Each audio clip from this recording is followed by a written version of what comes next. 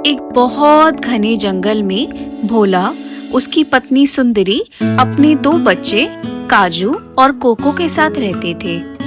रोज की तरह भोला पास के खेत में गाजर इकट्ठी करने चला जाता है। भोला के चले जाने के बाद कोको और काजू अपनी माँ से पास के जंगल जाने की जिद करते हैं। माँ, क्या हम पास वाले जंगल जा सकते हैं? नहीं बेटा, देखकर लग रहा है कि तेज बारिश आने वाली है और अभी तक भोला जी भी नहीं आए हैं। सुंदरी मन ही मन सोचती है, हे भगवान, अभी तक तो भोला जी को आ जाना चाहिए था, पर पता नहीं कहाँ देर लग गई है उनको। और तभी बारिश की बूंदें पड़ने लगती है।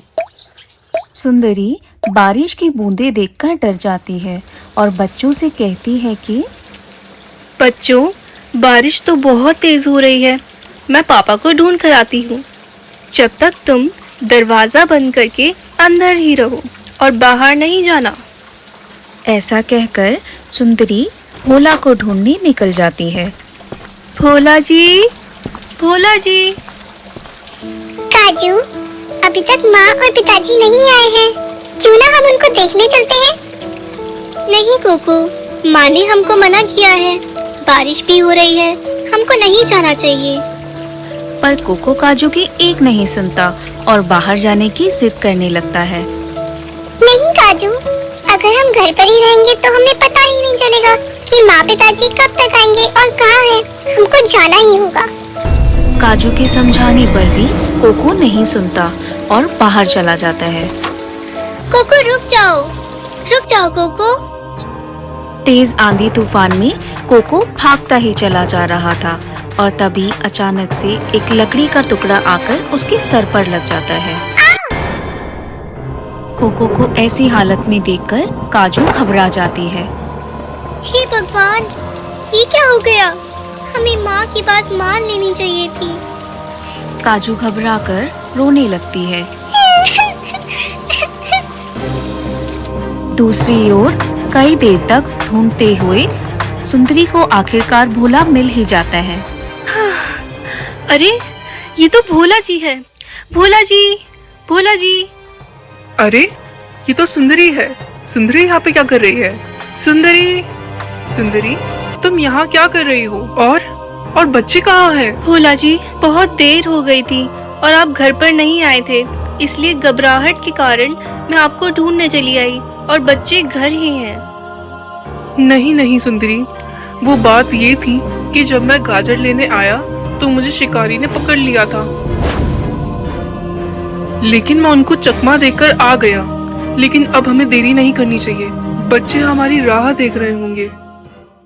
घर लौटते समय भोला और सुंदरी को कोको और काजू दिखाई पड़ते हैं। तो भोला कहता है, अरे, बच्चे यहाँ क्या कर रहे हैं?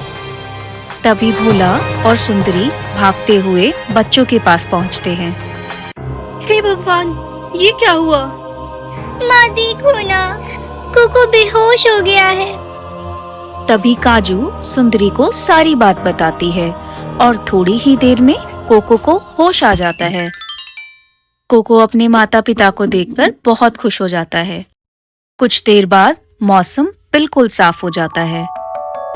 माँ, पिताजी, मुझे माफ कर दो। आज मेरी वजह से आप सब इतना परेशान हो गए हो। काजू ने मुझे रोकने की बहुत कोशिश की थी, लेकिन मैं नहीं माना। मुझे माफ कर दो माँ, पिताजी और काजू।